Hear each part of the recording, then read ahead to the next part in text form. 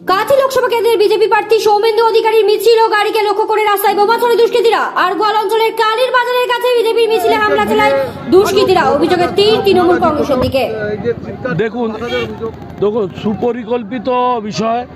অর্জুননগর গ্রাম পঞ্চায়েত আমরা পেরিয়েছি, সেখানে কোনো রকম কোনো ইনসিডেন্ট হয়নি, কোথাও কালো পতাকারও বিষয় নেই, কোথাও কেউ কোনো অসভ্যতাও করেনি, কোনো সন্ত্রাসও হয়নি, বাস্তব কথা। কিন্তু আড়গোয়াল ঢোকার সাথে সাথে এখানে কালীর বাজারে শুরু হলো কালো পতাকা দেখানো, সাজসিকভাবে পরিকল্পিতভাবে কয়েকজনকে সাজিয়ে পাঠানো হলো, 10-12টা লোক।